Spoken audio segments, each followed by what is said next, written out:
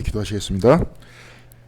하나님, 날씨가 많이 차가워진 이곳에서도 주님 말씀 듣기 위해서 이 자리에 모였사오니 우리 모두에게 은혜 주시고 기쁨 주셔서 이 자리가 주님을 만나는 귀한 자리가 될 수 있도록 주께서 함께하여 주시옵시며 그것으로 새 힘을 얻고 또한 오늘 하루 또한 우리의 일생 힘차게 살아갈 수 있는 저희들이 될 수 있도록 주께서 함께하여 주시옵소서. 이 모임의 처음과 끝을 주님께 맡겨드리오며 이 모든 말씀 우리 주 예수 그리스도 이름으로 기도드렸습니다. 아멘.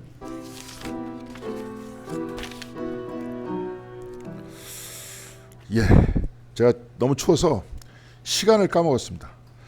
이제 딴 거 막 준비하고 있고 막 이러는데 시계를 보니까 내가 시계를 안 봤으면 내려오지도 못할 뻔했어요. 시계를 보니까 이제 50분이 돼서 밑으로 내려왔습니다. 안 춥다가 갑자기 추우니까 원래 겨울이 이렇게 추웠죠. 보통 추웠는데 이제 사만사온이다 그래갖고 쭉 그 패턴에 따라 지나갔는데 이번 주 내내 또 춥다 그럽니다. 그러니까 이제 건강 특별히 주의하시고 교회에서도 이게 춥다 보니까 이게 추울 때는 오히려 조금 난 것 같은데 춥다가 또 따뜻해지면 수도관이 터집니다. 추울 때 터지는 게 아니라 풀리면서 터지더라고요. 저번에도 수도꼭지 우리 송정문 권사님께서 수고해 주셨는데 그때도 막 춥다가 풀린 다음에 새벽에 나와 보니까 물이 새기 시작하더라고요. 뭐 그렇습니다. 이제 교회도 오래됐으니까 이제 고치면서 살아야 되고 제 자동차도 지금 마이크가 어떻게 좀 잘 들립니까? 잘 안 들려? 잘 들려? 잠깐만요. 딴 걸로 한번 해볼까요? 잠깐만요. 이건 안 들리죠? 들려요? 이건 껐어요? 까만 거? 또 제가 마이크를 또 사놨는데 마이크 때문에 그런가? 그래서 마이크를 사놔서 그걸 가지고 내려올라 그랬었는데 그건 지금 저 위에 있습니다. 근데 그것도 오히려 증폭은 크지 않더라고요. 발음은 똑바로 좀 들리는데 하여튼 뭐 여러 가지 좀 문제가 있습니다. 근데 이렇게 여러 가지 문제가 있어도 제일 중요한 게 껍데기가 아니라 알맹이 아니겠습니까? 지금 좀 들려요? 좀 잘 들리죠? 알맹이,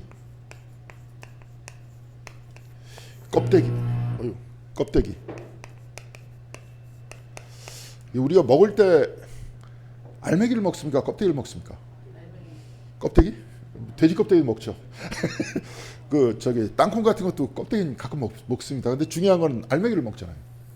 근데 이제 껍데기는 뭐냐면 외형이고 이제 이걸 좀 어려운 용어로 에고라 그러고 이것을 이제 영혼이라 그러겠죠. 그렇죠? 근데 에고라는 표현은 뭐냐면 남들이 나를 어떻게 볼까?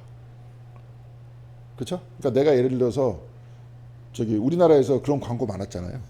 이번 주에도 이제 잠깐 얘기하는데 당신이 사는 곳이 당신을 말해줍니다. 당신이 탄 차가 당신을 말해줍니다. 뭐 이런 광고 하잖아요. 노골적으로. 그래서 이제 광고에서는 이 에고를 키우기 위한 얘기들 많이 하죠. 어떤 옛날에 황신혜가 한번 나와서 했던 것 같은데 그 냉장고인가? 아직도 댁에 이런 냉장고 없으세요? 뭐 이런 거. 이렇게 하다 보면 내가 더러워서 사고 만다 내가. 이제 그렇게 되는 거죠. 그렇게 하다 보니까 여기에서 나타나는 모든 형태는 뭐냐면 남들이 나를 어떻게 볼까에 의해서 나를 규정하는 겁니다. 그러니까 지금 외제차는 제가 보니까 아는 교수님 중에 한 분이 이제 아들이 지금 독일에서 벤츠에서 일하고 있어요.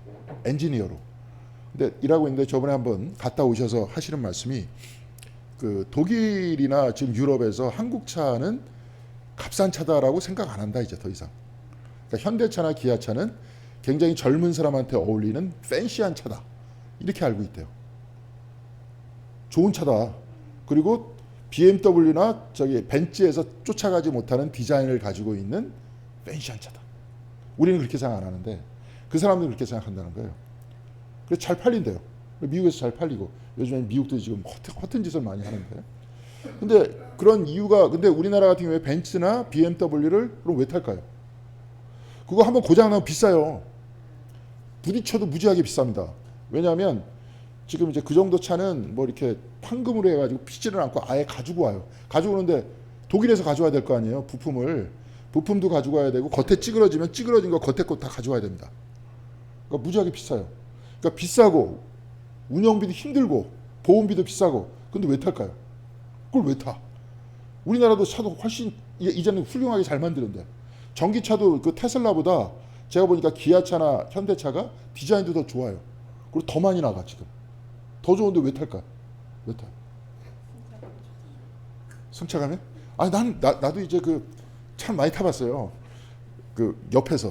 그러니까 먼저 교회 있을 때, 거기 있을 때 벤츠하고 막 렉서스 같은 거 타고 다니는 사람이 많았기 때문에 신방 다닐 때 속장이 운전하고 목사는 옆에 타기 때문에 전 많이 타봤습니다. 근데 별 차이 없어요. 승차감이 아니라 뭐라 그랬습니까? 하차감.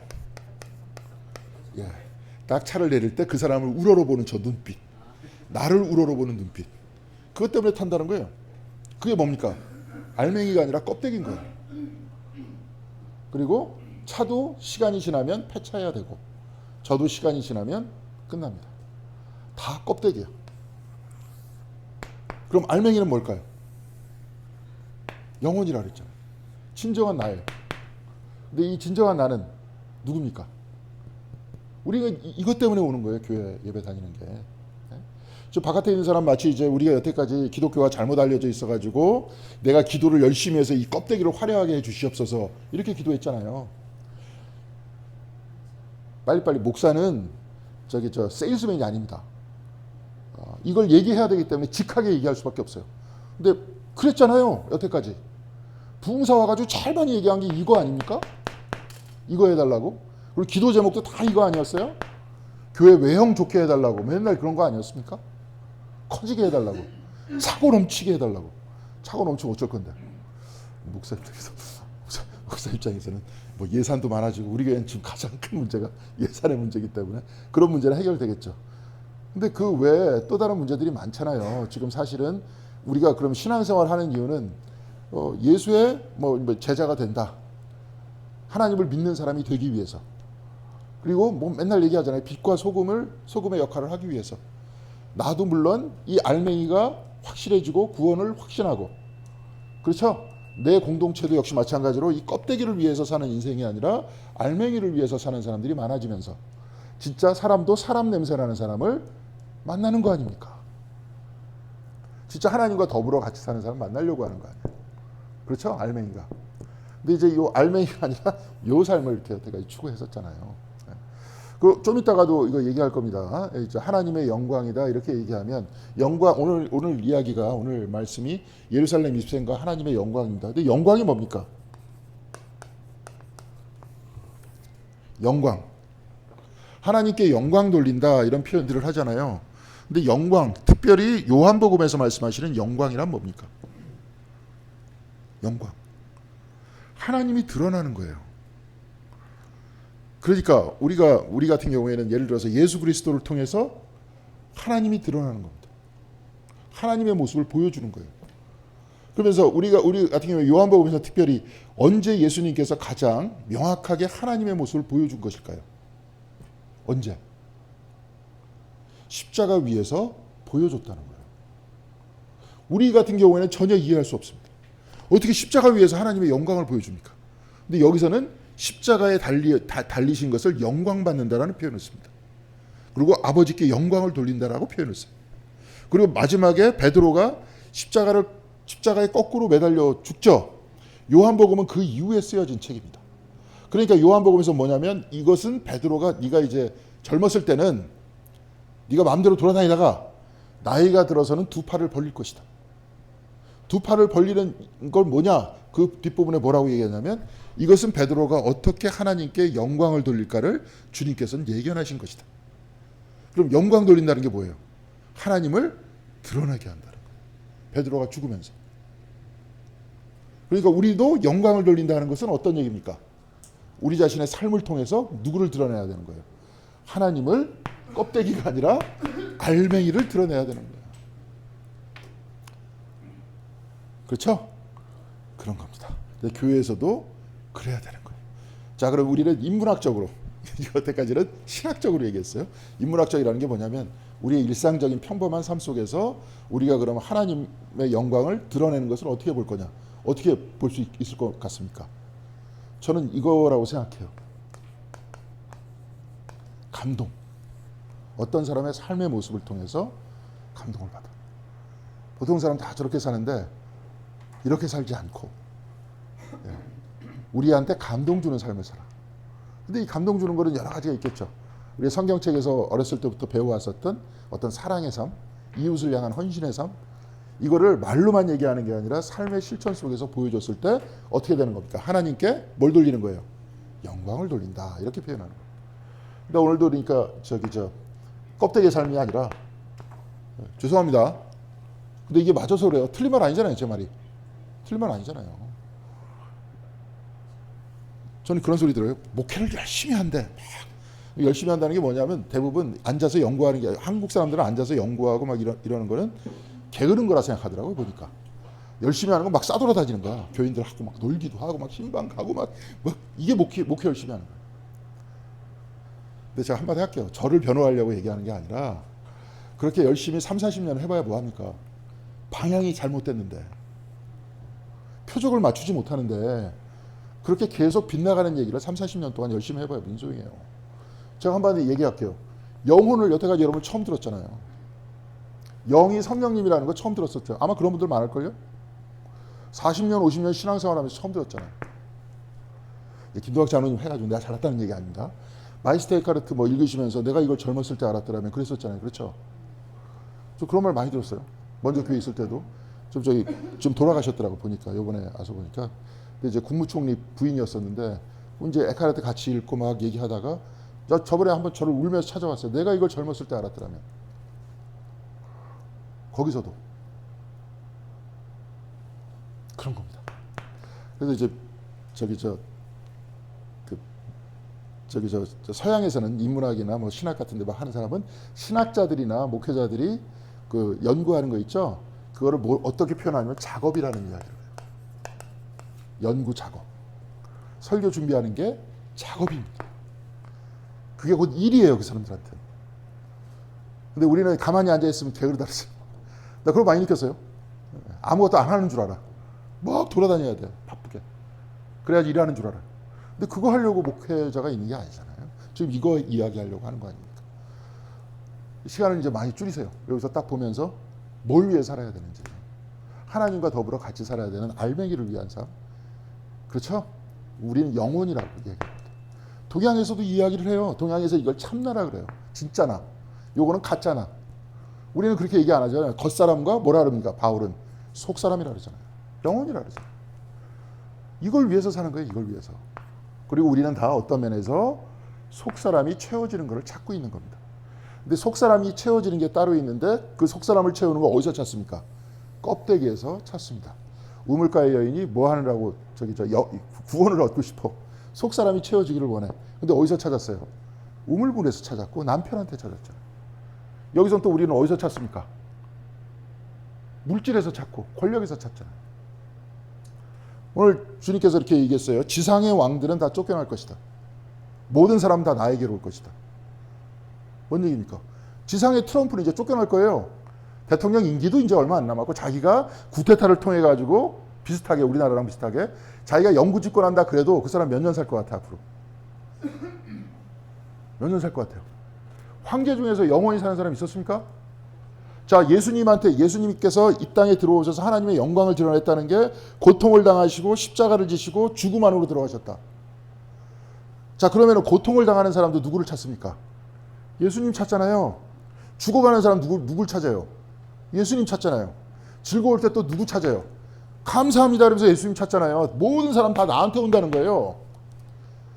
지금 바깥에서 열심히, 저는 그렇습니다. 요즘에 세속화 시대 얘기를 하면서 막 자꾸 얘기하는데 멸망의 길이에요. 목사 이렇게 얘기하면 고리따분하기 때문에 저 같은 사람 잘 얘기 안 하는데 직하게 얘기하면 답 없는 삶을 살고 있는 겁니다. 그렇게 해봐야 뭐만 키워집니까? 껍데기만 키워지잖아요. 본인도 만족을 못합니다. 옛날에 저 영화 중에서 베테랑이라고 영화 보셨습니까? 베테랑? 네. 베테랑. 근데 거기서 그 인간들이 어떻게 삶을 살던가요? 즐겁게 살아요? 걔네들이? 아니면 세상에 더럽게 살면서 걔도 만족할 줄 모르잖아요. 우리나라에도 무슨 남양유업인가 요즘에 이렇게 재벌 2, 3세 애들이 이렇게 마약들을 하대. 이번 주에 이제 그 리인벤션 오브 워크이라고 이제 매튜 폭스가 얘기했었던 그 이야기를 통해서 말씀을 이제 전개하려고 생각 중입니다. 그러면서 그분은 그렇게 두 개를 나눠요. 오늘 미리 얘기하면 일과 직장을 나눠. 예? 이거는 돈 벌려고 하는 거예요. 일은 뭐냐면 자기를 성취하는 거예요. 쉽게 얘기해서. 근데 직장도 자기를 성취할 수 있겠죠. 그렇죠? 직장 안에서도 충분히 하나님의 일을 할 수 있겠죠. 근데 이게 쉽지가 않을 겁니다. 그러니까 예를 들어서 내가 축구를 좋아해. 내가 축구 선수가 되기로 했어요. 그래서 어렸을 때부터 축구부에 들어가서 축구를 잘해서 그 운동선수들이 힘들더라고요. 그러니까 프로 선수로 들어가는 게 진짜 장난이 아니에요. 야구 선수들도. 가장 야구를 잘하는 애들이 지금 다 프로 가 있는 거예요. 우리들이 볼 땐 되게 어리버리한 것 같이 보여도 걔네들은 그 학교에서는 제일 잘했던 애들만 뽑히는 거예요. 근데 여하튼 간에 그렇게 쭉 해갖고 이제 이게 자기 자신의 직업이 됐다 쳐요. 그럼 그 사람들이 야구를 하거나 축구를 하는 걸 좋아할까요?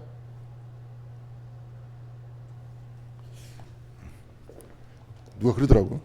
자기가 이렇게 취미로 이렇게 하면은 다들 축구도 좋아하고 막 이러는데 그게 돈벌이가 되는 순간 그건 자기가 제일 하기 싫어하는 게 된대. 이거는 또 목회도 마찬가지겠죠.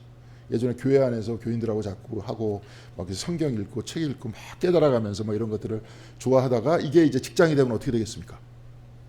직업이 되면 제일 하기 싫은 게 되는 거예요.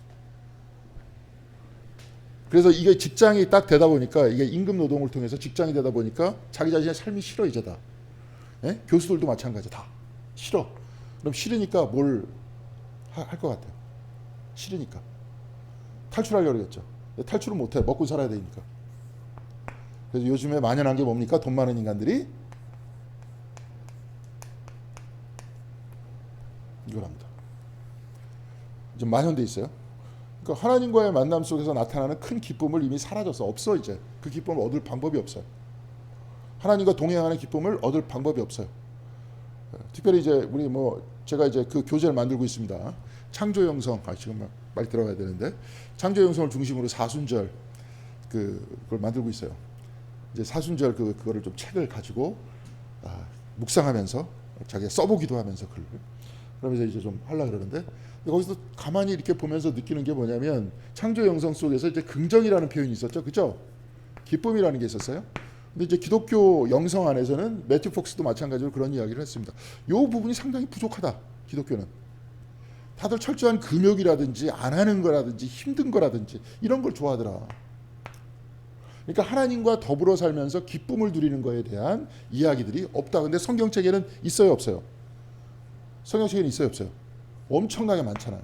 하나님의 기쁨을 표현한 부분도 있고 저번에도 한번 우리가 복음성가 부를 때 그가 너로 인하여 기쁨을 이기지 못한다라는 표현을 쓰고 그렇죠? 같이 살아면서 기쁨을 누리는 거. 이 부분이 없어. 그러니까 기독교도 그래서 이제 막 그런 창조 영성 얘기 나오고 막 그런 걸 꺼내려고 그러고 그런 게 뭐냐면 기독교도 이제 바뀌려고 하는 거예요. 그 안에서 자연과 더불어 있으면서 자연 안에서 느껴지는 하나님의 음성과 하나님의 숨을 느끼는 것 이런 것들을 느끼려고 그래요. 근데 이런 것들 하나님에 대해서 인정을 안 하고 모르니까 자꾸 뭘 찾는 겁니까? 이걸 찾는 거예요. 일은 싫어, 삶도 싫어. 뭐가 좋습니까? 그러니까 이제 중독이 좋은 거예요. 이렇게 가는 겁니다. 나중에는 언제 한번 시간이 있으면 하나님을 향해서 추구하는 이 삶과 지금 소위 얘기하는 하나님이 없는 상태에서의 그 인문적 삶이라는 것들을 한번 나눠서 설명을 하겠습니다. 얼마나 허무한지 거기에 대해서. 근데 허무한데 하여튼 뭐 그렇습니다. 그래서 기독교 신앙을 가지고 있다는 것은 큰 기쁨입니다. 그리고 주님과 더불어 사는 것은 큰 은혜예요. 그 은혜 안에서 신앙을 가지고 주님과 더불어 같이 사는 것. 그래서 행복하게 사는 것. 이렇게 해도 잘 못 알아들으시는 분들이 많았습니다. 여태까지. 그 행복이 뭔지를 모르니까 자꾸 아까도 얘기했지만 껍데기 채워달라고 자꾸 얘기하는데 그게 아니고 자 그래서 이 내면적인 오늘도 이제 하나님의 영광을 돌리는 것이 어떤 것인지 알맹이의 삶이 어떤 것인지 그런 것을 한번 살펴볼 수 있도록 그렇게 하겠습니다. 이렇게 추운데도 오셨으니까 근데 이럴 때 딱 지금 생각나는 게 있는데 군고구마가 앞에 쫙 있었으면 군고구마를 앞에서 쫙 구웠으면 아주 냄새가 추위와 잘 어울려지지 않을까 이렇게 생각을 합니다. 교회 앞에서 그 장사를 또 하면 어떨까요? 군고구마 장사 잘 될 것 같은데 오늘 같은 날씨에 막 불친할 거 아니에요. 자, 요한복음 12장 1절 그다음에 이제 잠깐 뛰어넘고 3절 여기서 저 다 아시는 내용이기 때문에 중요한 메시지만 쭉 몇 개 가지고 읽어 나가도록 하겠습니다. 12장 1절 같이 읽겠습니다. 6월절 엿새 전에 예수께서 베다니에 가셨다. 그곳은 예수께서 죽은 사람 가운데 살리신 나사로가 사는 곳이다. 베다니가 어디라 그랬습니까? 저번 시간에 예루살렘 바로 옆이에요. 가장 부활과 유사한 사건이 일어난 바로 그것이 베다니에서 나사로가 살아나는 거였습니다. 자, 이렇게 쭉 보다 보니까 요한복음은 다 어디를 지칭하고 있다 그랬어요. 요한복음은 기적을 뭐라고 얘기했다 그랬습니까? 기적을. 옛날 성경에는 표적이라 그랬죠. 지금 우리는 표징이라 그럽니다. 그렇죠? 그럼 뭘 가리키는 표징입니까? 예? 십자가와 부활을 가리켜요. 그들이 고난 속에서 치유를 받았다. 고난 속에서 치유를 받아서 어떻게 되는 겁니까? 이거를 상징적으로 얘기하는 거예요. 고난 속에서 치유를 받았다. 병중에서 치유를 받았다 하는 것을 보지 말고 요한복음을 읽을 때는 뭘 봐야 된다는 겁니까? 그걸 통해서 십자가와 부활을 봐야 돼. 이게 감춰져 있어요. 나중에 요한복음에 좀 이따가도 다 나올 겁니다. 이들이 갑자기 예수님께서 무슨 말씀을 하셨다, 뭘 하셨다 이렇게 얘기하는 거를 나중에 선포된 말씀을 듣고 기억을 했대. 예? 그 기억이 뭐냐? 십자가와 부활은 이 십자가의 부활에 아까도 알맹이를 얘기했구나. 십자가와 부활의 알맹이는 뭡니까? 하나님의 사랑이에요.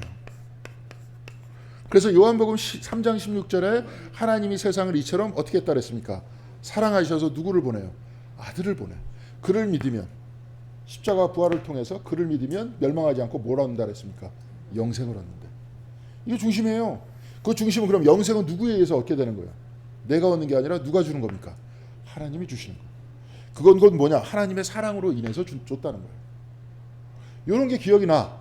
근데 애초에 십자가 부활 이전에 요한복음 제1장에서는 뭐라 그랬습니까? 태초에 뭐가 있다 그랬어요? 말씀. 모든 생명체, 이 지상에 있는 모든 것들은 어디에 의해서 생겨났다 그랬습니까?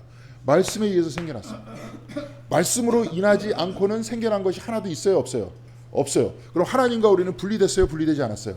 분리되지 않았어요. 그러니까 그 하나님께서 분리되지 않은 그 내용은 뭡니까? 사랑이야. 분리되지 않은 사랑을 뭘로 가장 명확하게 표현했어요? 십자가와 부활로 표현했다는 거예요. 그러니까 이 십자가와 부활을 신학적으로는 뭐라고 표시하냐면 계시라 그래요. 우리는 잘 얘기를 안 합니다. 장로교에서는 어떻게 표현하냐면 특수계시라 그래요. 이런 거를. 말씀으로 우리가 이렇게 했다. 이걸 뭐냐면 자연계시라 그래요. 그래서 막 이걸 절대화하는데 이거를 통해서 뭘 보는 겁니까? 계시의 알맹이는 뭐예요? 하나님은 사랑이시라는 거예요. 우리는 안 버린다는 거예요. 아까도 얘기했지만 예수님께서 내가 십자가에 못이 박힐 때 모든 사람을 내가 이게 뭐예요? 올라갈 때 십자가 위에 들려 올라갈 때 어떻게 됐습니까? 모든 사람을 다 나한테 이끌 거래. 모든 사람은 즉 말씀에 의해서 창조됐고 하나님의 사랑에서 내가 벗어나지 않았다는 사실을 모든 사람 다 알게 될 거고 나에게로 올 거라는 거예요. 뭔 말인지 알겠죠? 그렇죠. 중요한 거는 계속 저도 이제 이런 얘기 많이 하는데 죽음 얘기를 많이 하는데 어차피 겪어야 될 거죠, 그죠? 어떤 면에서 우리는 죽음에서 벗어나기를 원해요. 그걸 다양한 방식으로 지금 펼쳐내면서 이것을 극복하려고 그러는데 극복이 안 되잖아요. 근데 유일한 길이 있어요. 우리는 극복할 수 있는 방법이 있잖아요. 어떻게 극복이 돼요? 하나님의 사랑으로 그리스도를 통해서 극복된다는 거 아니에요. 그래서 죽음이 됐다면서 이 안으로 들어왔다는 거 아니에요. 죽음은 단절된 죽음이 우리가 무서운 이유가 뭐예요? 다 헤어져야 되잖아. 다 모든 사람과 플러스 내 육체와도 싹 다 헤어져야 되는 거 아니에요. 그리고 영면이잖아. 영면, 영원히 잠들었다. 좋은 말로 잠들었다라지 그냥 끝났다는 거 아닙니까? 근데 여기서는 끝났다고 이야기를 안 하잖아요. 하나님의 사랑에서 벗어난 존재는 아무도 없다는 거 아니에요. 그렇죠? 그것을 십자가와 부활로 보여주면서 하나님의 사랑으로 우리 모두를 품고 갔다. 그리고 지금도 살아있을 때도 역시 마찬가지죠. 그리스도께서 우리와 같이 계시다. 하나님이 같이 계시다. 그리고 나만 같이 있는 것이 아니라 모든 피조물과도 같이 계시다. 우리 사이에 계시다. 그리고 살면서도 충만이고 죽어서도 충만이에요. 그래서 그것이 뭡니까? 영광을 드러내는 거잖아요. 하나님은. 이런 삶을 살려고 하는 거예요. 기독교인은. 교회 그냥 나오기 싫은데 억지로 나와가지고 해서 헌금 내고 막 이러면 이제 직업하고 비슷해지는 겁니다. 아까. 직장이 되는 거예요. 직장. 근데 이 안에서 내가 진짜 추구하는 것을 찾아내고, 마치 이번 주에도 보니까 그러더라고요. 제자들한테 너 주님께서 딱 부르니까 와. 예? 제가 어렸을 때부터 그런 것들을 이 성경책을 이렇게 쭉 보면서 느꼈던 게, 그리고 들었었던 모든 설교는 부르니까 왔는데 우리 안 가지 않냐 그래서 자책하게 만들어. 갑자기 이근도 장로님, 주님 예수님이 쫙 오셨는데 이근도 장로님 불러. 갈 것 같아요. 날 따라와. 그래서 옛날에 동아일보에 근무하셨으니까 이제는 신문사 안에서 근무하는 네가 아니라 만인 앞에서 사람 앞에서 그리스도의 말씀을 전하는 사람으로 만들어줄게. 나에게로 와. 그럼 갈 것 같습니까? 돈도 못 버는데 가족들도 있는데, 가족들도 있는데 어떻게 합니까? 못 가잖아요. 그러니까 이제 이런 걸로 이렇게 자책을 많이 했잖아. 갈 사람 누가 있습니까? 근데 또 우리가 성경을 딱 보니까 그 길은 어떤 길입니까? 죽으러 가야 돼요. 누가 가요? 아까 이제 껍데기하고 알맹이 얘기했잖아요. 그런 사람들은 어떤 사람이었을 것 같아요? 알맹이를 간절히 추구하고 있었어요. 지금 누군가가 찾아왔었어야 돼. 마치 이제 닭이 이렇게 알에서 쫙 쪼개가지고 알이 태어나는데, 알에서 병아리가 나오는데 혼자 못 나와. 그러니까 누가 해줘야 됩니까? 네? 엄마가 어미닭이 쪄주잖아요. 이걸 절차탕마라 그래. 그래갖고 깨 지금 마치 그런 상황이 있는 거예요. 그 사람들이. 그러니까 갔지. 그걸 알고 주님을 찾아갔고. 따라가지 않은 사람 다 뭐예요 그러면? 안 따라가는 사람도 있잖아요. 그걸 이제 주일날 얘기할 겁니다. 그 얘기를 하려고 그래요. 자, 하여튼 봤습니다. 하여튼 이 부분을 보면서 기독교 신앙이라는 건 이렇게 돼 있다. 그래서 뭐 요즘 뭐 누가 저 둘째 딸에 그러더라고. 저기 어떤 애 좀 전도 좀 해라 그러니까 요즘 누가 교회를 다니냐요. 요즘 누가 젊은 사람 중에서 아무도 안 다니는 거예요. 여기 지금 다 자라나실 때 저기 저 주변에 교회 다니는 사람 많았죠. 그죠? 저도 군대 생활할 때 90년대 전 군대를 늦게 와가지고 90년대 군대 생활했는데, 그때도 애들 복음성가 나오면 군인들은 거의 다 부를 줄 알았어요. 교회 한 번이라도 다 갔었다는 거야. 그러니까 교회 다니는 사람도 있었어요. 근데 지금은 없어요. 20대, 30대. 그럼 어떤 애들만 남았겠습니까? 지금 교회에 남아있는, 우리 교회는 물론 안 그러지만 쪼까 좀 이상한 애들. 하여튼 뭐 그렇게 됐습니다. 어떻게 이렇게 돼버렸어요. 근데 내가 볼 때는 제대로 알려줘야 됩니다. 신앙이 제대로 들어가야 된다. 저는 그렇게 생각을 해요. 자, 들립니까 또? 또 아까보다 좀 소리가 약해진 것 같지 않아요? 예? 잘 들려요? 예, 하여튼 뭐 보겠습니다. 자, 그래가지고 베다니로 가셨다. 이 베다니라는 곳은 바로 예루살렘 옆이다. 거기서 부활을 드러내는 표징의 장소고 표적의 장소였다. 그래서 저번 시간에 그 표징을 보지 말고 그리스도를 봐야 된다. 부활을 봐야 된다. 그렇게 말씀드렸습니다. 근데 3절 한번 같이 읽겠습니다. 다 아시는 내용이지만, 그때 마리아가 매우 값진 순 나드 향유 한 근을 가져다가 예수의 발에 붓고 자기 머리털로 그의 발을 닦았다. 온 집안에 향유 냄새가 가득했다. 자, 여기 이 말씀이 복음서의 딴 복음서, 그러니까 공간복음이라 그러죠. 마태, 마가, 누가에 나와 있습니까? 나와 있지 않습니까? 싹 다 나와 있습니다. 다 나와 있고 지금 여기에서는 특정을 하고 있어요. 지금 마리아가 그랬다 이렇게 얘기하고 있습니다. 다른 복음서에서는 마리아라고 기록되어 있지 않아요. 누가복음 같은 경우에는 마을에 이게 별로 소문이 좋지 않은 사람이 예수님 발 아래 엎드려 갖고 지금 똑같은 현상, 이게 눈물로 닦고 향유로 부었다, 이런 이야기가 나오고요. 마태복음에서는 여기다 이렇게 썼습니다. 26장 6절에 나병 환자 시몬의 집에 들어갔었어요, 예수님께서. 그러니까 갑자기 어떤 여인이 오더니 예수님 머리에 향유를 부었습니다. 그러니까 어디엔가 부었다는 전승이 내려왔던 거예요. 그러면서 이야기가 전개가 되는데 신학이 달라요. 그러니까 이 얘기는 뭐냐면, 베다니에서 예수님께서 예루살렘에 들어가기 전에 베다니에 들어갔다. 그래서 베다니에서 마리아가 향유를 부었다는 이야기가 요한복음의 이야기라면, 마태복음에서는 문둥병 환자 집에 예수님께서 들어갔는데 어떤 여인이 들어와서 머리에다가 향유를 부었다, 이런 내용입니다. 두 가지의 신학이 다르다 그랬습니다. 마태복음은 어떤 얘기냐면, 문둥병 환자는 어떤 사람입니까? 공동체에 들어가지 못하는 사람이에요. 그래갖고 사람들이 오면 내가 부정하다라고 사람들을 쫓아내야 돼. 전염될까 봐 그 병이. 그런 사람이 나병 환자입니다. 그런데 예수님께서는 돌아가시기 전에 26장에 그 뒷부분이잖아요. 마태복음. 나병 환자 집으로 들어가.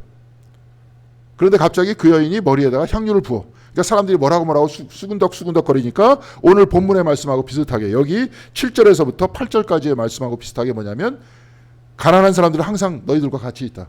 그렇지만 저 사람은 나의 장례를 준비한 것이다. 그러면서 복음이 전해지는 곳마다 저 여인도 전해질 것이다. 이야기가 그렇게 말씀을 하십니다. 그러니까 사복음서에 다 있는 거예요. 그 여인에 대한 이야기가. 그런데 요한복음에서는 부활을 상징하잖아요. 그렇죠? 배단이. 부활을 상징하는 그 어떤 그 나사로의 집에서 예수님께서 묵으셨고 그때 여인이 발에다가 향유를 부어요. 그러면서 십자가를 암시하면서 죽음과 부활을 이야기합니다. 이게 요한복음의 이야기예요. 근데 마태복음의 이야기는 버려진 자, 시몬과 같이 나병 환자의 집에 들어갔을 때 예수님께서 거기서 장례를 준비한다 그래. 그러니까 십자가는 뭐예요? 버려진 자 하나도 없이 모두를 어떻게 한다는 겁니까? 구원한다는 이야기예요. 그게 마태복음의 이야기예요. 메시지야. 근데 요한복음의 메시지는 좀 다른 거예요. 근데 이렇게 돼 있다 하는 것을 기억해 주면 좋겠습니다. 그리고 7절 8절에 가난한 사람들은 항상 너희들과 같이 있다. 그런데 나는 너희들과 같이 있지 않다. 이게 무슨 뜻이겠습니까? 무슨 뜻이겠어요? 그러니까 이런 얘기잖아요. 지금은 나를 원해줘. 나를 좀 위해줘. 나는 좀 이따 갈 거니까 날 위해줘. 근데 가난한 자들은 너희들과 같이 있어. 그러니까 나중에 해도 되잖아. 이 얘기 같죠? 이 얘기라고 또 얘기하기가 조금 예수님이 옹졸해 보이지 않습니까? 뭐야 그러면? 뭐 사랑 얘기하는 지금은 나한테 잘해달라는 거 아니에요? 왜? 나는 지금 금방 죽을 거니까 나한테 해주고 노동자들, 가난한 자들, 약자들은 항상 너희들과 같이 있어. 그러니까 나중에 해도 돼. 근데 이런 얘기가 아니고 그 밑에 그 어거스틴이 요번에도 이제 설교 준비하다가 나온 이야기예요. 비슷한 얘기인데 어거스틴이 뭐라고 얘기하냐면 이게 어거스틴 얘기가 아니라 베네딕토예요. 기도하고 일하라. 이 얘기입니다. 기도하고 일하라. 어거스틴 이렇게 얘기했다 그러죠. 기도하십시오. 우리가 당신이 할 일을 하십시오. 기독교인이 해야 될 것은 뭡니까? 일하기 전에 뭐 해야 돼요? 기도해야 돼요. 지금 주님께 향유를 붓는 건 뭐예요? 헌신하는 거예요. 주님께 뭐 하는 겁니까? 기도하는 거예요. 그런 다음에 일하는 거예요. 아까도 얘기했죠? 껍데기 있다 그랬죠? 알맹이 있다 그랬죠? 기도해서 이 알맹이가 하나님께로 향하고 이 알맹이의 삶을 사는 거예요. 껍데기의 삶을 사는 게 아니라. 교회에서의 봉사도 마찬가지입니다. 우리의 일상적인 삶도 알맹이의 삶을 사는 거예요. 기도하고 알맹이의 삶을 사는 겁니다. 그런 얘기예요. 지금 그러니까 주님께서 말씀하신 거예요. 지금 우리들한테 얘기하는 겁니다. 기도해라. 그리고 실천해라. 그래서 우리가 가장 많이 얘기하는 게 뭡니까? 하나님과 뭐 하는 거예요? 동행하는 거예요. 딴 게 아니라 이게 영적인 삶이잖아요. 하나님이 가득 찬 삶. 성령께서 가득 찬 삶. 성령과 내가 동행하는 삶. 이게 기독교인의 삶이잖아요. 그렇죠? 이렇게 사는 겁니다. 아까도 얘기했지만 우린 껍데기를 향해서 살지 않습니다. 알맹이를 향해서 삽니다. 그래서 그게 영혼이라 그랬잖아요. 비춰지는 나 자신의 모습. 남들이 어떻게 알아주는 모습은 별 관심이 없어요. 자, 여러분들한테도 이렇게 그 말씀을 드릴게요. 이게 뭐냐면 남들이 나를 어떻게 볼까? 여기에 대해서 굉장히 위협감을 많이 느끼지만 여기 계신 여러분들도 남들에 대해서 이렇게 관심이 있습니까? 관심이 이렇게 있어요? 남들 뭐 벤치 타고 내려오는 그 사람에 대해서 이렇게 관심이 있습니까? 뭐 우러러 보는 사람은 좀 우러러 보겠지만 별 관심 없습니다. 남들도 나에 대해서 관심이 없듯이 나도 남들에 대해서 별 관심이 없습니다. 죄송합니다. 진동으로 안 해놨네요. 자, 그렇습니다. 자, 그래서 지금 기도하고 행동해라. 속사람이 행동하게 하라. 그런 이야기를 지금 여기서 이야기하는 겁니다. 그렇게 되고 있고요. 그 다음에 12절 같이 읽겠습니다. 다음 날에는 명절을 지키러 온 많은 무리가 예수께서 예루살렘에 들어오신다는 말을 듣고, 제자들이 아니라 뭐라 그랬습니까? 무리라 그랬어요. 그 다음에 그들이 13절 같이 읽겠습니다. 종려나무 가지를 꺾어들고 그분을 맞으러 나가서 호산나 주님의 이름으로 오시는 이에게 복이 있기를, 이스라엘의 왕에게 복이 있기를 하고 외쳤다. 이게 사람들이 오면서 이제 무리가 섞여갖고 했었다 그래요. 근데 쭉 얘기가 되는데, 근데 여기서 이제 밑에도 잠깐 썼지만 왜 종려나무 가지를 흔들었을까요? 종려나무. 여기 기록이 나와 있습니다. 레위기 23장 40절에 초막절을 준비하면서 종려나무를 흔들었습니다.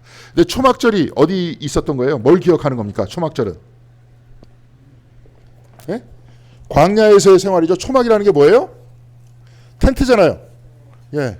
텐트절이에요. 텐트절. 광야에서 텐트 치고 살았었던 삶을 기억하는 겁니다. 그때 하나님께서 복을 주시고 우리를 탈출시키시고 여기에다 만나와 메추라기를 주시고 양식을 주셨다는 것을 종려나무 가지를 흔들고 축하해요. 그런데 이 종려나무 가지를 흔들고 축하하던 과거의 방식이 언제 이 사람들이 흔들기 시작하냐면, 우리가 읽지 않은 성경이 있습니다. 마카비서라고 있어요. 마카베오라고 있어요. 저기 캐톨릭에서 읽는 성경이 있습니다. 이게 이제 이 마카베오라는 이 성경이 뭐냐면 신구약 중간사라 그래요. 중간. 그러니까 우리가 읽지 않아요. 우리는 말라기로 끝나잖아요. 그죠? 말라기로 끝나고 주님께서 오실 것이다라고 예언을 하고 그 다음에 갑자기 세례 요한이 나타나면서 예수께서 오시는, 우린 성경을 그렇게 읽습니다. 근데 그 캐톨릭에서는 마카베오라고 있어요. 이게 뭐냐면 로마의 식민 지배를 당하기 전에 이 사람들이 헬라의 지배를 당합니다. 이스라엘이. 근데 헬라의 지배를 당하는데 얘네들이 좀 무식했어요. 이 성전 안에다가 제우스상, 아폴론상을 다 싹 집어넣습니다. 황당한 거 아니에요. 우리들도 막 교회 안에 당군상, 막 부처상 막 집어넣은 거야 그냥. 그리고 여기 들어와서 쟤네 성경 이랬던 겁니다. 그러니까 사람들이 화가 납니까 안 납니까?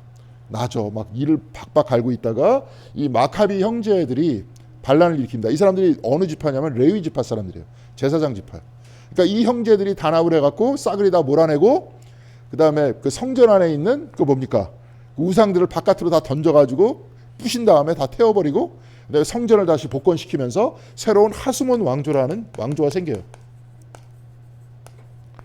이건 우리가 안 배우는 거예요. 중간사에 있는 겁니다. 이 하스몬 왕자가 나중에 누구한테 망하는 겁니까? 로마한테 망하는 겁니다. 그렇죠? 그러니까 이 하스몬 왕조가 성전을 정결하고 이제부터 예루살렘과 이스라엘의 해방을 딱 선언했을 때 사람들이 뭘 들었느냐? 뭘 들었을 것 같아요? 종려나무를 흔들면서 똑같이 호산나라고 외쳤습니다. 호산나라는 게 뭐냐면 지금 구원하소서 이 뜻이에요. 지금 하나님께서 우리를 구원하셨다는 거예요. 그러니까 예수님이 입성할 때 사람들이 종려나무 가지를 흔들고 호산나를 외쳤다는 건 어떤 얘기입니까?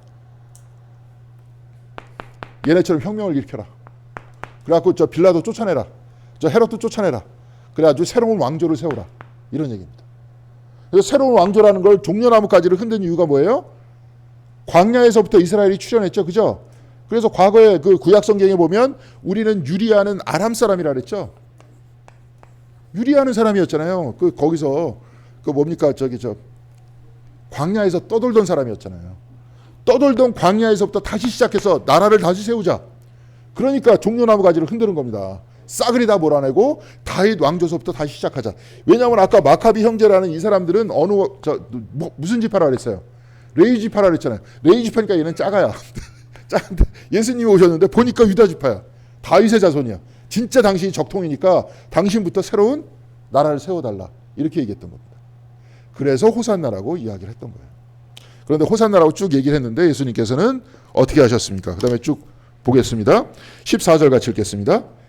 예수께서 어린 나귀를 보시고 그 위에 올라타셨다. 그것은 이렇게 기록한 성경의 말씀과 같았다. 시온에 따라 두려워하지 말아라. 보아라 내 임금이 어린 나귀를 타고 오신다. 나귀 타고 오신다는 거죠? 자, 그러면 왕조를 뒤집기 위해서는 말을 타야 됩니까? 아니면 나귀를 타야 됩니까? 빌라도하고 맞붙어 싸우기 위해서는 말 타야 돼요? 나귀 타야 돼요? 나귀 타고 전쟁을 하십니까? 나귀 타고 전쟁해요? 말 타고 전쟁하지? 이거 관심 없다는 거 아니에요? 지금 위에서 호산나 어쩌고저쩌고 얘기를 했는데 예수님께서는 나귀를 보시고 그 위에 올라타셨다는 거 아니에요? 전혀 다른 삶을 지금 우리들한테 이야기를 하는 거 아닙니까? 우리의 인생에 있어서의 전부를 정복하는 거예요. 아까도 얘기했지만 이렇게 해서 예수님께서 임금이 되셨다. 그러면 어떻게 됩니까? 시간이 흐르면 또 어떻게 돼요? 죽죠. 그 왕조도 사라집니다. 그런데 하나님께서 들어오셨다라고 요한복음은 이야기하면서 또 어떻게 얘기합니까? 우리 안으로 들어오셔요. 죽음 안으로 들어오시고 고통 안으로 들어오셔요. 그러면서 모두를 나한테 이끌겠다 그러잖아요. 그런 새로운 삶을 우리들에게 가르쳐 주신 거예요. 그러니까 이제 쭉 얘기를 하죠. 이제 밑에 거는 한번 읽어 보시면 좋을 것 같습니다. 자, 그래서 어린 나귀를 타고 오신다. 막 이렇게 얘기했는데 16절 같이 읽겠습니다. 제자들은 처음에는 이 말씀을 깨닫지 못하였으나 예수께서 영광을 받으신 뒤에야 이것이 예수를 두고 기록한 것이며 또 사람들도 그에게 대했다는 것을 회상하였다. 기억했다. 여러분들도 그런 거 딱 알잖아요. 그냥 그때는 모르고 쭉 지나갔다가 나중에 갑자기 그게 그것 때문에 그렇게 된 거였구나. 이런 적 많으시죠? 이게 그런 거예요. 주님께서 그때 시온에 따라 두려워하지 말아라. 보라 내 임금이 어린 나귀를 타고 오신다 그랬는데 왜 도대체 예루살렘으로 입성하면서 말을 안 타고 나귀를 타고 들어오셔? 사람들은 종려나무 가지를 흔들면서 이제 마카비 형제와 같이 뭐예요? 혁명을 일으켜갖고 뒤집어야 되는데 왜 어린 나귀를 타고 들어오셨을까? 근데 십자가를 지신 그 모습을 보면서 그래서 그때 그랬었구나. 이렇게 깨달았다는 거예요. 쭉 갔다는 거예요. 그러면서 또 17절 보겠습니다. 또 예수께서 무덤에서 나사로를 불러내어 죽은 사람들 가운데서 살리실 때 함께 있던 사람들이 그 일어난 일을 증언하였다. 다 증언했죠. 그러니까 뭘 두고 깨달았느냐? 증언의 소리를 듣고 깨닫는 거예요. 이건 우리들 가지고 이야기하는 겁니다. 지금 요즘엔 누가 증언하는 거예요? 지금 제가 증언하고 있잖아요. 설교 이야기도 증언하는 겁니다. 예술이 아니에요. 어떤 면에서. 증언해서 깨닫게 하는 겁니다. 그래서 그것이 나의 이야기였구나. 지금 저 얘기가 십자가와 부활의 이야기가 성경책에 기록된 예수의 이야기가 아니라 바로 저와 우리 여러분들의 이야기였구나. 그렇죠? 그거를 깨닫게 됐다는 거예요. 자, 그래서 이제 시간이 아직도 조금 남았네요. 제가 옛날에 이런 얘기를 한번 했습니다. 제가 이제 대학교 랭캐스터 대학교 거기는 이제 종교학과입니다. 근데 여기 보니까 학교 소개 우리 교회 소개하는 리플렛 비슷하게 그게 있어요. 그게 딱 있는데 소개서 팜플렛 비슷하게 있는데 거기서 뭐라고 썼냐면 고갱이 그림을 그린 그림 중에서 굉장히 대작이 있습니다. 우리는 어디에서부터 왔으며 지금 어디에 있으며 앞으로 어디로 갈 것인가. 거기에 그 글이 쭉 써 있어요. 그러면서 이제 거기는 종교학과니까 각각의 종교가 어떻게 응답하고 있는지에 대한 이야기를 기록을 합니다. 자, 우리는 기독교니까 우리는 어디서부터 왔습니까? 하나님. 지금 누구랑 같이 있어요? 또 하나님. 지금 누구한테로 가요? 하나님. 그러니까 하나님이 우리의 주체가 되는 거예요. 그래서 주체이고 영어로는 한번 제가 얘기했습니다. 더 서브젝트라 그런다 그랬어요. 서브젝트 이게 주체라는 뜻이고요. 더 셀프예요. 하나님에 의해서 우리가 있으니까. 우린 이런 거예요. 근데 가만히 보니까 다 하나님이잖아요. 하나님과 함께 없었던 적이 있어요? 없어요? 없어요. 근데 없는데 우리가 왜 자꾸 두려워하는 이유가 뭐 때문에 두려워합니까? 왜 자꾸 두려워해요? 지금 여기서 기억했다 그랬잖아. 그래서 알게 됐고 깨달았다 그랬잖아. 가닿지 않아서 그래 지금. 말로는 하는데. 그러니까 우리나라에서는 말로 할 때 가장 확실하게 남들 앞에 증명할 수 있는 방법이 뭡니까? 믿습니까? 아멘! 아멘 하면서 무슨 아멘은 그때만 아멘 하지. 나가서는 그들의 삶을 보세요. 예수님께서는 열매로 그 나무를 한다 그랬잖아요. 한국교회 열매를 보세요 지금. 이게 아멘한 그 삶의 모습인지. 예전에 막 뭐라 그러더라고. 명성교회? 거기가 새벽 기도회가 4부로 나눠 있다며요. 4부인가? 새벽 기도회 히트를 쳤나 봐요. 근데 새벽 기도회를 막 해가지고 교회가 커졌어요. 커진 다음에 지금 그 주변에서 이제 교회가 어떤 영향력을 끼칠까 그러면 봤더니 무슨 영향력을 끼쳤습니까? 늘어난 게 두 가지가 있대. 하나는 해장국집하고 하나는 사우나. 뭐 그렇다 이겁니다. 욕하는 사람들이 그러는데 하여튼 뭐 그래요. 진생의 삶 아까도 얘기했지만 진짜 나 자신에 있어서의 뭐예요? 알맹이의 삶을 이야기했던 게 아니라 가가지고 이제 켄 일버 같은 사람은 교회다 그러면 사람들이 생각하는 교회는 뭐냐 멤버십이래요. 멤버십. 내가 어떤 집단의 멤버가 되는 거. 좀 우리 교회에서 많이 사람들이 좀 빠져나갔다 그러면 그 사람 추적해봐요. 작은 교회로 갔나 큰 교회로 갔나. 싹 다 큰 교회로 가서 거기서 멤버십을 가질 겁니다. 100% 확신합니다. 저는 이건. 그럼 우리 교회가 그러면 여기서 현실적으로 버틸 수 있는 힘이 뭘 것 같아요? 여기서 자부심을 가질 거를 우리가 꺼내야 될 거 아닙니까? 그냥 막연한 역사가 아니라 우리가 진짜 가지고 있어야 될 자부심이 뭐예요? 그래서 이제 신학과 영성 얘기를 앞에다 막 얘기할 겁니다. 예, 아마 딴 데서 말 못하는 이야기들, 우리가 진짜 해야 될 이야기들, 그런 얘기를 여기서 합시다. 그래서 뭐 멤버십까지 뭡니까? 그게 알맹이의 껍데기예요. 예? 껍데기잖아요. 그래서 저번에도 한번 우리 교인 중에서 이름을 안 밝히면 괜찮으니까 장로님 중에서 아들이 이제 쌍둥이인데 둘 다 똑똑해하고 둘 다 교수야. 근데 교회를 안 다닌대. 그래가지고 여기 오게 하라고 그래서 막 뭐라 그러니까 그 장로님께서 걔네들은 정동교회 안 떠난대. 그래서 거기서도 그냥 좋게 얘기하면서 그냥 끝내야 되는데 또 직하게 얘기하는 버릇이 있어서 교회 이름으로 구원받습니까? 예수 이름으로 구원받지 라고 얘기했습니다. 제가 잘했죠? 근데 안 오더라고요 여태까지. 얘기했습니다. 자, 이런 것들을 잘 보고 이야기를 했습니다. 진짜로 그래요. 멤버십이라는 게 껍데기입니다. 근데 다 그걸 추구하잖아요. 자, 우리들도 한번 잘 봐보세요. 그래도 우리가 얼마나 껍데기를 추구하고 있었는지. 근데 뭐 저도 마찬가지입니다. 저도 그런 유혹들도 많고 그러고 싶은 생각들도 많고 그래요. 그리고 한번 저번 주에도 김동학 장로님한테 한번 말씀드렸나? 제가 유튜브를 보다가 은퇴에 따르잖아요. 은퇴. 근데 어떤 사람 금퇴를 했대. 금퇴. 은이 아니라 금이래. 그래서 금퇴자래. 이거 왜 그러느냐 그러니까 1년에 100억을 번대. 100억을 버는 게 아니라 매출이 100억이래요. 뭘 하느냐니까 해마를 해. 해마. 그러니까 해마를 관상용으로 하면은 잘 안 팔려. 우리나라에서 그건 거의 안 팔린대. 그럼 뭐냐면 중국에서 식용으로 쓴대요. 그래서 90% 정도는 중국 식용으로 나가고 10%는 관상용 우리나라에 이렇게 팔린대요. 근데 그 사람 나이가 몇 살인 줄 아세요? 80입니다. 그래서 이제 그런 얘기를 하더라고요. 보니까 그 해마 새끼한테 먹이를 준 하루에 사료 비용이 100만 원이에요. 그래도 뭐 해봐야 이제 한 달이면 한 3천만 원 되겠죠? 그럼 1년이면 한 3억 6천만 원. 그래도 그리고 또 이제 막 이거저거 막 다 따져와서 관리하고 다 이러는 걸 한 2, 30억 든다 쳐도 그 사람한테 얼마 정도 떨어지는 겁니까? 한 70억, 6, 70억은 떨어지는 거야. 근데 제가 말씀드리고 싶은 거는 80대 노인이 60억 있어서 뭐 할 겁니까? 그 돈으로. 그리고 막 여기저기 있는 사람들이 다 몰려드는데 물론 그렇게 통장 잔고 쌓이는 거 보면 기쁘겠죠. 여기까지만 얘기하겠습니다. 자, 하여튼 뭐 쭉 보겠습니다. 자, 그래서 18절 보겠습니다. 같이 읽겠습니다. 이렇게 무리가 예수를 맞으러 나온 것은 예수가 이런 표징을 행하셨다는 말을 들었기 때문이다. 이 사람들 또 뭐예요? 표징이 알맹이입니까? 껍데기입니까?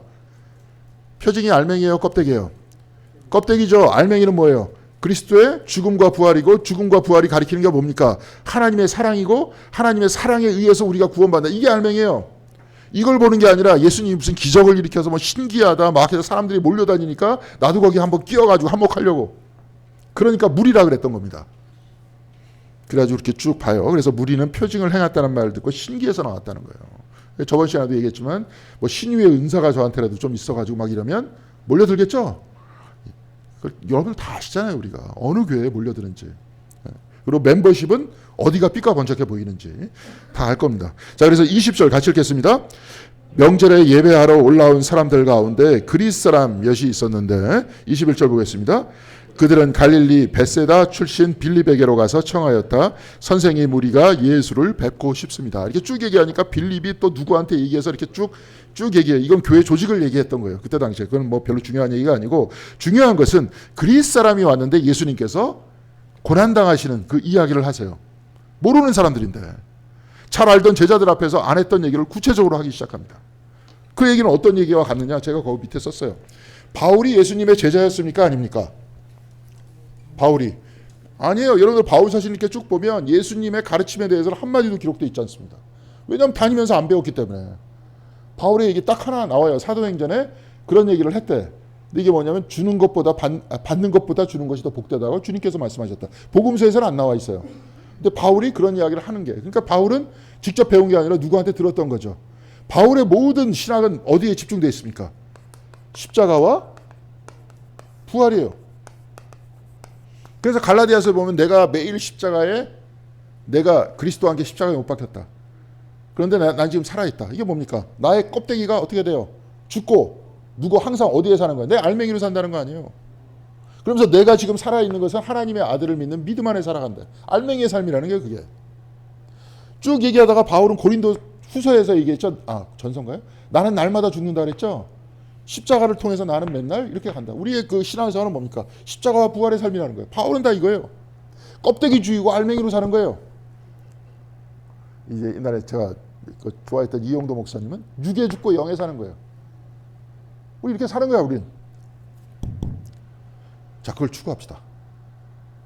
말은 많이 들었었는데 안 했잖아요. 그러면서 우리의 기도의 언어를 딱 살펴보니까 기도의 언어가 뭡니까? 껍데기 채워달라는 기도였었잖아요, 다. 기도 언어도 바뀌어야 되는 거예요, 그래서 한국교회는 이런 측면에서 개혁이 필요하다. 저는 이렇게 봅니다. 그리고 교인이 있든 말든 그건 중요한 게 아니에요. 지금 젊은 세대들은 알아서 하나님을 찾아야 돼요. 자기네 스스로 안 찾잖아, 지금. 근데 마음속 한 구석인가 뭔가 채워지지 않는 게 있기 때문에 자꾸 뭘 하는 겁니까? 어떤 애는 뭐 마약한다 그러고, 어떤 애는 쓸데없는 것 들어가지고 막 하기도 하고. 가만히 보니까 어저께는 보니까 또 그게 있더라고요. 사람들이 다 아파트에 살면서 따로따로 이렇게 막 사니까 사람들이 모여가지고 숨바꼭질을 하더라고요, 자기네끼리. 막 이렇게 치기 장난 같은 거래. 모르는 사람들인데. 옛날에 우리는 다 했었잖아요. 마을 공동체가 있었기 때문에. 근데 이제는 다 아파트에만 살고 다 모르고, 그러니까 외로우니까 그렇게 하는 거예요. 우리가 살아왔던 이 방식이 지금 건강하지 못해요. 인간을 건강하게 못 만들어요, 지금 이 삶이. 그렇죠? 그렇습니다. 교회도 여기서 저도 그래요. 제가 예전에 제가 전종교회 정동교회 말고, 정동교회는 가자마자 이렇게 인사를 해가지고 사람들이 목사인 줄 알고 인사하고 막 그랬지만 거기도 마찬가지였을 거예요. 제가 석격교회 가가지고 인사하기 전에 그때 목사님이 한번 와서 교회 분위기가 어떤 줄 보래. 그냥 쑥 와서 제가 쓱 갔어요. 아무도 아는 체를 안 해. 100% 눈도 안 마주쳐요. 그래. 내가 마치 어디 꺼다놓은 보릿자루도 아니고 마치 좀 쓰레기 같다는 느낌이 들더라고요. 쓰레기 보듯해. 딱 한 사람 아는 체를 했는데 겸연쩍게. 어휴. 우리는 안 그러죠? 커뮤니티 멤버십이기 때문에 그런 거예요. 정동교회도 아마 소개받지 않고 갔었으면 마찬가지였겠죠. 교회랑 커뮤니티가. 그런 겁니다. 자, 여기서 하여튼 뭐 그런 것들을 볼 수 있도록 하겠습니다. 자, 그래서 그러면서 이제 거기서 얘기를 해요. 그러면서 23절 보겠습니다. 이제 예수님께서 하시는 말씀이에요. 같이 읽겠습니다. 예수께서 그들에게 대답하셨다. 인자가 영광을 받을 때가 왔다. 그들한테 얘기하잖아요. 아까 바울도 몰랐는데 바울이 정확하게 예수님의 중심을 꿰뚫었듯이 인자가 영광을 받을 때가 왔다고 그리스 사람한테 얘기하잖아요. 우리 제자들이 있는 앞에서. 그러니까 중요한 것은 스승과 가까이 있느냐 마느냐 그게 중요한 게 아닙니다. 뭐 옛날에 누구예요? 갑자기 이름이 생각이 안 나는데 좀 이름 생각나면 얘기할게요. 그 바티칸에서 쫓겨났던 그 신학자인데 캐톨릭이었다가 신부였는데 쫓겨나서 한스킹이 뭐라고 얘기했냐면 그 짧은 책에서 되게 재밌는 이야기를 해요. 예수님보다 먼저 태어났던 사람은 하나님한테 이렇게 기도했을 거래. 만약에 메시아가 오시면 나는 그를 따르겠다. 그러면서 내가 이제 우리와 같은 세상에 사는 사람은 뭐냐면 내가 만일 예수님 시대에 나 태어나서 예수님과 같이 있었더라면 나는 따랐을 텐데 지금 예수님 찾아낼 수 없다. 이렇게 얘기할 거라는 거예요. 근데 예수님 시대에 있는 사람 뭐라 그랬을 것 같아요? 저 사람이 진짜 메시아인지 아닌지 내가 확신이 든다면 난 따를 것인데. 그러니까 셋 다 불신앙에 대해서 얘기하는 거잖아요. 네. 그렇죠. 중요한 것은 시대가 떨어졌다 붙었다 이거 중요한 게 아닙니다. 말씀을 통해서 어떻게 동행하느냐 이게 중요해요. 그래서 아까 영광을 잠깐 얘기했습니다. 영광은 뭐예요? 십자가를 통해서 누구를 드러낸다 그랬어요? 하나님을 드러내는 거라 그랬어요. 그래서 한번 설교 때도 말씀드렸습니다. 폴 틸리는 예수님을 투명인간이라는 표현을 썼어요. 예수를 통해서 누구를 보는 겁니까? 하나님을 봐야 돼요. 우리도 역시 마찬가지로 예수를 따라가는 사람이라면 우리를 통해서 누구를 보여줘야 되는 거예요? 하나님을 보여줘야 되는 거예요. 근데 그게 우리의 억지로 겉에 껍데기를 통해서 보여주는 게 아니에요. 우리의 내면을 통해서 보여주는 거예요. 그렇죠? 진짜 삶을 통해서. 우리의 내면은 뭐예요? 성경책에서 창세기 1장 27절에 뭐라고 나와 있어요? 우리는 뭐라 그랬습니까? 하나님의 형상이라 그랬어요. 그래서 마이스터 에카르트 같은 사람은 우리 모두가 하나님을 비추는 거울이래. 그럼 하나님은 한 분인데 여러분들은 다 있어요. 거울을 다 가지고 있어. 그 거울은 각자 누구를 비추고 있어요? 하나님을 비추고 있어. 그리고 우리는 이것이 알맹이기 때문에 이대로 살기를 원해. 그럼 우리는 이 가운데 하나님의 형상이기 때문에 인간은 본래 선해요, 악해요? 예? 창세기 제3장에 인간이 선악과를 따먹었다 그러지만 창세기 제1장에 인간은 뭐라 그랬어요? 하나님의 형상을 가지고 있으니까 선해요, 악해요? 선하다는 거잖아요. 근데 악하다는 것에서부터 신학이 시작됐잖아요, 여태까지.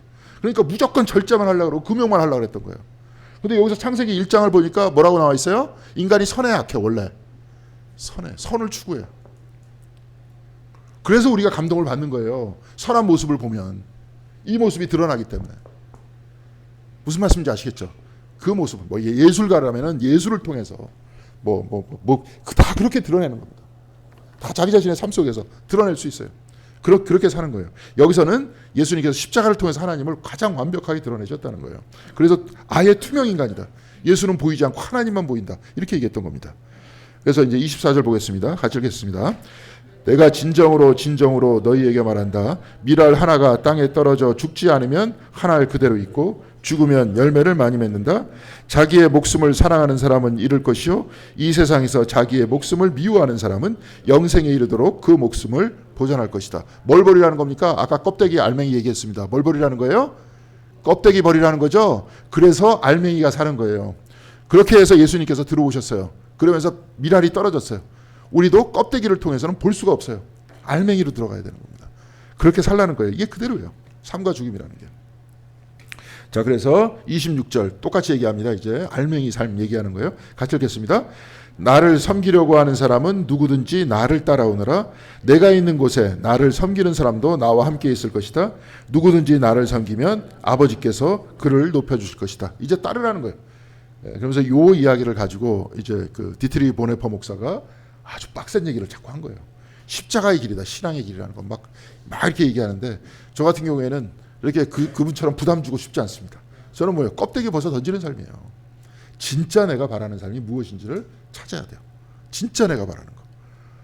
그런 삶을 찾아내는 것이 중요한 것이다. 이런 얘기를 하고 싶다. 이런 얘기입니다. 그러면서 28절 보겠습니다. 아버지의 이름을 영광스럽게 드러내십시오. 그때 하늘에서 소리가 들려왔다. 내가 이미 영광되게 하였고 앞으로도 영광되게 하겠다. 이거 뭡니까? 너를 통해서 아버지가 하나님께서 다 드러나셨다는 거예요. 이미. 근데 언제 확실하게 드러내느냐? 십자가를 통해서 드러내는 거예요. 그래서 네가 이미 영광되게 했다. 하나님의 이름을 드러냈고 하나님을 드러냈는데 앞으로 너를 통해서 또 하나님이 드러난다는 거예요. 십자가를 통해서 하나님이 드러난다는 겁니다. 그거 얘기하는 거예요. 그런 이야기를 하는 건데 그러니까 사실은 그 십자가를 통해서 하나님의 영광이 드러나는 것을 어떤 얘기를 하랬습니까? 계속 반복해서 얘기하는 거지만 딴 얘기가 아니에요. 십자가를 통해서 하나님의 영광이 드러났다는 것은 뭐가 드러났다는 거예요, 사실은. 하나님의 사랑이 드러난 거잖아요. 죽음의 자리까지 같이 가는 거 아니에요. 우리가 장례식을 딱 합니다. 그럼 장례식 할 때 어디까지 갑니까? 아무리 내가 저희 아버님 이제 돌아가신 지가 꽤 됐지만 좋아한다 해도 따라 죽습니까? 그 자리까지 들어가요? 화로까지 들어갑니까? 들어가잖아요. 그리고 십자가에 달려 가셨을 때 십자가의 죽음은 당시에 어떤 사람들이 십자가에 달려 죽었어요? 강도. 이렇게 해방신앙 얘기하는 사람은 혁명가다 어쩐다 얘기하겠지만 전 그것보다 더 깊숙한 얘기는 뭐냐? 가장 극악무도한 사람하고 같이 십자가에 못 박힌 거 아닙니까? 가장 저주받은 사람들이잖아요. 가장 저주받은 자리까지 들어갔잖아요. 그리고 죽음까지 들어갔잖아요. 거기서 우리는 뭘 볼 수 있어요? 하나님의 사랑을 볼 수 있어요. 여기서 영광을 볼 수 있는 거예요. 영광 화려하게 꾸며가지고 막 그 영광이 아닙니다. 지금 하나님의 영광이라는 게. 그렇게 싸구려 영광이 아니에요. 보네퍼 얘기대로 값싼 은총이 아닌 겁니다. 그렇기 때문에 이것이 하나님의 영광을 드러냈다는 거예요. 영광 곧 그 사랑을 드러냈다는 겁니다. 그래서 우리는 그거 붙들고 있는 거예요. 지금 딱 그거 하나 붙들고 신앙생활 하는 겁니다. 죽음의 길 앞에 나왔을 때도 그래서 이렇게 쭉 얘기를 해요. 그러니까 예수님께서 30절 대답하십니다. 같이 읽겠습니다. 예수께서 대답하셨다. 이 소리가 난 것은 나를 위해서가 아니라 너희를 위해서이다. 이미 예수님은 다 알고 있다는 거예요. 아버님께서 말 안 해도 다 알고 있어요. 근데 사람들이 알아야 돼. 지금 우리도 알았잖아요. 그렇죠? 예수님께서 이미 그 삶이 말씀이 육신이 되어서 아버지의 영광을 드러내며 살았지만 십자가를 통해서 영광이 드러난다는 것을 우리들에게 가르쳐 주셨잖아요. 그러니까 우리를 위해서 말씀하셨다는 거예요. 그래서 마지막으로 좀 아까 이제 얘기했던 그 얘기를 다 읽겠습니다. 31절 보겠습니다. 지금은 이 세상이 심판을 받을 때이다. 이제는 세상의 통치자가 쫓겨날 것이다. 그들이 아무리 영광스러운 자리에 있을지라도 시간이 지나면 다 어떻게 되는 겁니까? 쫓겨나 다 죽어요. 로마의 황제가 아무리 신이라고 앞에서 막 금태 두르고 난리를 쳐도 시간이 지나면 어떻게 됩니까? 죽어. 그럼 아무도 기억을 안 해. 있을 때나 그냥 막 이러지. 아까 트럼프 얘기했습니다. 요즘 완전히 깡패 같죠, 그죠? 깡패 같죠? 우리가 알던 미국이 더 이상 아닙니다. 이제 그러다가 그렇게 얘기했더라고. 저도 한번 이게 쭉 보니까 트럼프가 그렇게 얘기했대. 그린랜드 뺏으려고 그러다가 이제 캐나다가 다음이다. 캐나다 is next. 캐나다도 뺏고 싶은 거예요 지금. 네? 그런데 왜 그 사람이 그렇게 말도 안 되는 미추광이 짓을 하는데도 지지율이 40%가 넘어요? 왜 그럴까요? 그걸 이해를 해야 돼요 지금. 그냥 그렇게 하면 저놈이 마치 악의 화신이다 이렇게 생각을 하겠지만 그게 다 이유가 있을 거 아니에요. 정치인은 누구에 의해서 정치를 합니까? 지지자에 의해서 정치를 하잖아요. 그 사람을 지지하는 사람이 그렇다는 거 아니에요 지금. 왜 그런 지지세가 형성됐는지를 이해를 해야 되는 거예요. 근데 저는 그 지지에 오늘 시간이 많이 갔기 때문에 이거라고 생각합니다. 혐오예요. 혐오에 의해서 지지세가 확충이 됐습니다. 왜 이 혐오를 중심으로 트럼프의 지지세가 확충되면서 저런 짓거리를 할까? 그리고 위험합니다 진짜 미래가. 왜 저 사람을 얼마 전에 그냥 쐈잖아요 총으로. 근데 되게 웃긴 일이 뭔지 아십니까? 뉴스를 보신 분들 있을 거예요. 빌 애커맨이라고 지금 월스트리트에서 가장 돈이 많은 헤지펀드, 우리 사모펀드라 그러죠. 별로 좋은 일을 하는 인간은 아닌데 하여튼 가장 돈이 많은 인간 중에 한 명입니다. 유대인이에요. 근데 총을 쏜 사람을 위해서 모금을 해갖고 100만 불, 우리 돈으로 14억을 줬습니다. 그 사람을 지지한다고, 총 쏜 사람을. 왜 이런 현상이 일어났을까? 왜 이런 현상이 미국에서 지금 일어나느냐? 이걸 이해를 해야 되는 거예요. 근데 저는 거기에 중심에 이게 있다고 봅니다. 혐오. 지금 뭐 보면은 지금 미국 인구에서 몇 퍼센트를 지금 다 외국인들을 다 추방해야 미국이 건전해진다 이렇게 얘기한대. 지금 유색 인종들. 똑같이 히틀러가 하는 짓을 똑같이 하고 있습니다. 백인들이. 예? 1억을 쫓아내야 된다. 이거 잘못하면 인정천수 될 수도 있어요. 미국에서. 이런 현상이 일어날 수 있습니다. 근데 이게 다름에 대한 혐오. 지금 한국에도 마찬가지죠. 극우들 난리치죠 지금. 근데 교회에서 지금 막 난리치죠. 전 그건 교회가 아닙니다. 저 뭐 은평제일교회 무슨 뭐 정광훈이 그게 무슨 교회예요. 혐오를 퍼뜨리잖아요 지금. 그럼 혐오를 중심으로 대통령이 당선이 되니까 전 세계가 망가지잖아요 지금. 이런 게 딴 게 아니라 마귀잖아요. 이런 게 마귀예요. 근데 한국 기독교인들도 그래요. 근데 다음 시간에도 한번 잠깐 얘기할 겁니다. 이게 없어서 그래 또 특히. 성경을 읽을 때 자꾸 음모론식으로 자꾸 성경을 읽고 이해하려고 그러지 않고 그냥 뭐하고 뿅하고 나타날 것 같고 제대로 안 가르쳐주는 겁니다. 그래서 그런 거예요. 근데 여하튼 그래요. 근데 그런 사람도 제가 지금 말씀드리겠지만 그래도 다 쫓겨납니까? 안 쫓겨납니까? 쫓겨나요. 얼마 안 남아서 트럼프도 이미 할아버지잖아. 강미숙 권사님이 말씀하셨나? 60이 넘으면 매년 달라진다고. 트럼프는 내년에 또 달라질 거예요. 그게 몸의 건강이 계속 그럴 거 아닙니까? 매년이 아니라 그 사람은 더 나이가 들었기 때문에 6개월마다 한 번씩 달라질 거예요. 자, 이 세상이 심판을 받을 때래요. 이 세상의 통치자는 쫓겨난대요. 그래서 우리가 예수님께서 나귀를 타고 들어오신 게 이 세상 통치자가 되려고 들어오신 게 아니라는 거죠. 그럼 뭡니까? 32절 보겠습니다. 같이 읽겠습니다. 내가 땅에서 들려서 올라갈 때 나는 모든 사람을 내게로 이끌어 올 것이다. 모든 사람의 주가 되는 거예요. 로마 황제처럼 겉으로 뭐 이렇게 하다가 죽으면 끝나는 게 아니라 우리가 어느 상황에 있을지라도 그래서 우리가 지원네 똑같이 하나님에서 출발해서 하나님과 함께 있다. 하나님께로 간다 그러죠? 자, 모든 사람 다 누구한테 같이 있어요? 누구와 같이? 하나님과 같이 있잖아요. 그렇죠? 그리스도와 같이 있는 거 아닙니까? 그러니까 모든 사람들의 만왕의 주잖아요.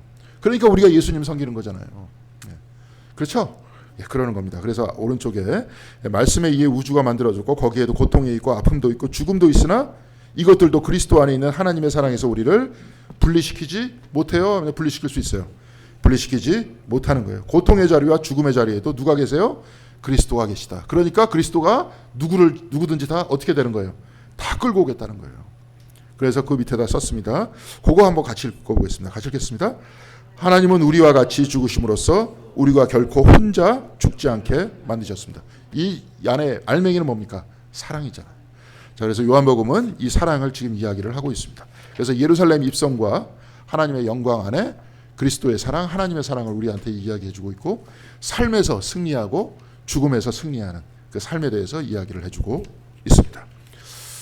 예, 여기까지가 오늘 말씀입니다. 이제 점점점 이렇게 앞으로 다가가시고, 이제 예수님께서는 제자들과 같이 발을 씻으시면서 이제 쭉 말씀을 하시는 그 내용을 이야기를 하고, 이제 십자가에 달려 돌아가시고 부활하시는 것으로 요한복음은 끝을 맺습니다. 혹시 여기 뭐 질문 있으십니까?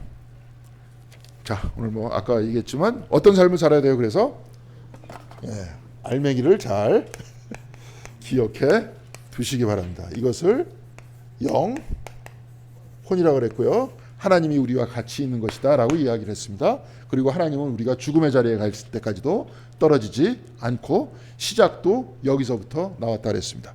이걸 계속 마음에 기도를 하시고, 성경도 다 이런 이야기를 하고 있습니다. 그러다가 어느 순간인가 마음에 확 와닿게 되는 게 뭐예요? 깨닫는다 그랬잖아요. 기독교식으로. 그래서 그 삶이, 그래서 이제 삶에서 늘 승리하고 죽음도 두려워하지 않는 여러분들이 다 되시기를 바라겠습니다. 예, 기도하겠습니다. 하나님 감사합니다.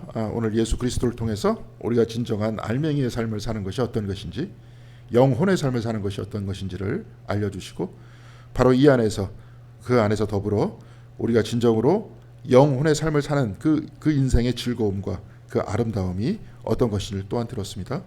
우리가 신앙생활의 아름다움을 우리의 삶 속에서 깨달아 할 수 있도록 인도하여 주시옵시고, 그리하여서 이 삶에서 늘 하나님과 더불어 충만하게 기쁨을 가지고, 또한 즐거움과 또한 평화를 가지고 살아가는 아름다운 신앙인들이 될 수 있도록 도와주시고, 죽음의 위협 앞에 굴복하는 사람이 되는 것이 아니라 그 자리에도 그리스도께서 이미 들어오셨고 그 모든 사람들을 다 내게로 이끌어올 것이다라고 말씀하신 그리스도의 말씀을 굳건히 붙들 수 있는 저희들의 신앙생활 될 수 있도록 인도하여 주시옵소서.